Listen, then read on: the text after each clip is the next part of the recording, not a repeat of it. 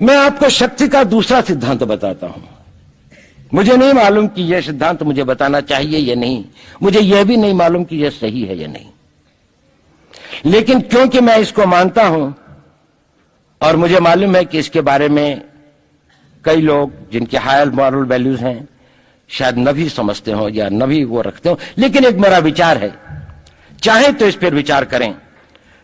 सब नहीं तो कुछ न कुछ लोगों को शायद इस विचार से कुछ सोचने की और कुछ करने की प्रेरणा मिलेगी।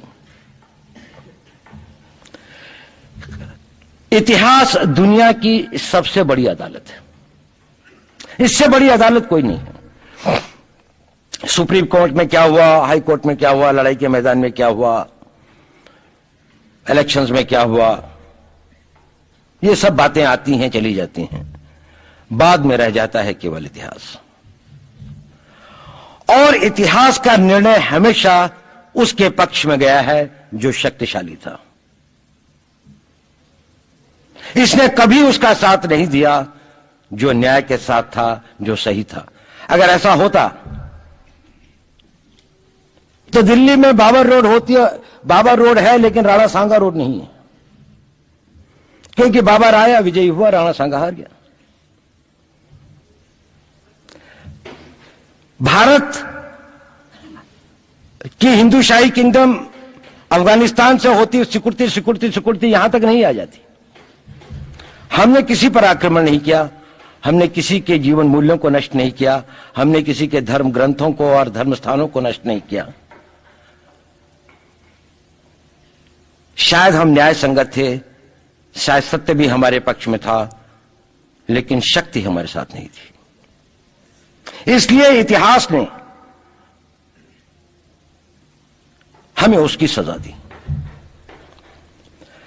इतिहास ने हमेशा उनको सजा दी जिन्होंने विचारों को कर्म से और न्याय को शक्ति से अधिक महत्व दिया। अब मैं ये नहीं कह रहा हूं कि उसको उसकी तिलांजलि कर देनी चाहिए, ये नहीं है कि न्याय का अपना महत्व नहीं है, लेकिन यदि कॉन्फ्लिक्ट ऑफ इंटरेस्ट हो तो शक्तिशाली बनना ज्यादा आवश्यक है। भारत धर्मगुरु भी तभी बनेगा जब एक शक्तिशाली भारत का निर्माण होगा। जिन लोगों ने भारत के ऊपर आक्रमण किया, भारत के ऊपर राज किया, इस प्रकार से राज किया कि राज करते वक्त, जाते वक्त अपने गुलामों से कह दिया कि तुम राज कर लो, हम तो जा रहे हैं, तो यहां पर गुलाम वंश भी बन गया। अगर हम लड़ाई के वॉरफेयर के उसूलों से देखें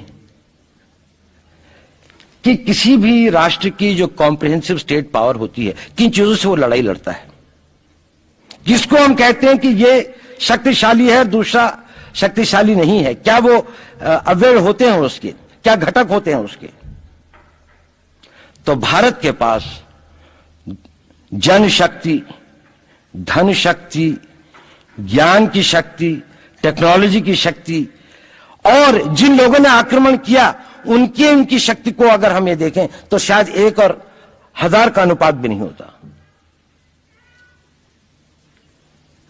लेकिन उसके बाद भी हम वो नहीं कर पाए। और ये प्रश्न भी किसी ने पूछा, उस पर मैं आऊंगा बाद में।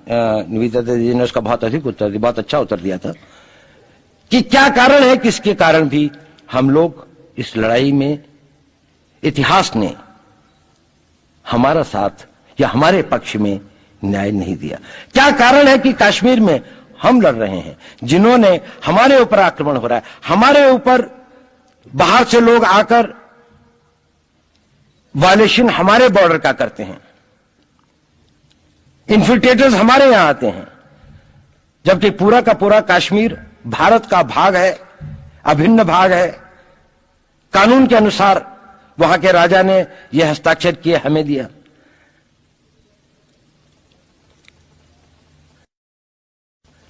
क्या कारण है कि करोड़ों की संख्या में बांग्लादेश से लोग भारत में आते हैं, हम बाड़ लगाते हैं, वो लोग वहां से मना करते हैं कि आप हमारे आदमियों को आने दीजिए, और हम कुछ नहीं कर पाते। और भारत में 2 करोड़ नागरिक रहते हैं। हम हर एयरपोर्ट के ऊपर में इमिग्रेशन की चेक पोस्ट लगाते हैं कि कहीं पर कोई एक आदमी बिना पासपोर्ट के या बिना वीजा के भारत में प्रवेश न कर जाए। यहां पर लाखों की संख्या में, करोड़ों की संख्या में लोग आते हैं। सुप्रीम कोर्ट भी ये वो करता है कि जिन लोगों ने जो इसके लिए जिम्मेदार हैं, उन्होंने जो काम किया है वो भारत के ऊपर आक्रमण के बराबर काम किया है। और वही सरकार उस सुप्रीम कोर्ट के 25 जुलाई 2005 के निर्णय के 3 दिन के अंदर में एक नया अध्यादेश जारी करके उन सारे के सारे कानूनों को फॉरेनर्स एक्ट के अंदर में इनकॉर्पोरेट कर लेती है, क्योंकि जो वो आईएमडीटी एक्ट था उसको सुप्रीम कोर्ट ने नल एंड वॉइड कर दिया। ये सब बातें हमें सोचने और समझने की आवश्यकता है। एक कारण, मैं ज्यादा चीजों में नहीं जाना चाहता, इतना समय भी नहीं होगा, कि भारत विदेशों से इतना नहीं हारा। अंग्रेजों ने भारत के खिलाफ कोई लड़ाई ऐसी नहीं जीती जिसमें कि अंग्रेजों की फौज में भारतीय सिपाही नहीं थे।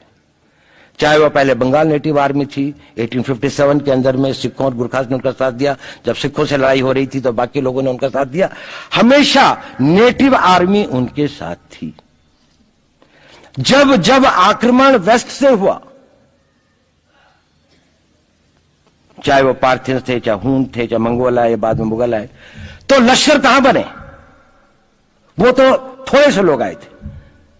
लश्कर बने काबुल में, जिस वक्त तो इस्लामाइज भी नहीं हुआ था, लाहौर में, सरहंद में। हिंदुस्तानियों को हराया है तो हमेशा हिंदुस्तान के लोगों ने साथ नहीं दिया देश का। और दर्द है तो केवल इसी बात का। भारत के इतिहास में अगर दर्द केवल इस बात का नहीं है कि विदेशियों ने हमारे साथ क्या किया, उनका तो हम मुकाबला कर लेते। दुख इस बात का था कि हमारे सभी लोगों ने साथ नहीं निभाया और साथ नहीं दिया। और इसकी फीलिंग आज भी मुझे इस देश में होती है। और भारत को आंतरिक या बाह्य शक्तियों से जो सबसे बड़ा खतरा है, वो खतरा इस बात का है कि हमारे अपने लोग ही कहीं राष्ट्र की सुरक्षा, राष्ट्र की अस्मिता, राष्ट्र के गौरव का सौदा न कर बैठे, अपने आज के सुख के लिए अपने भविष्य को अंधकारमय न कर दें।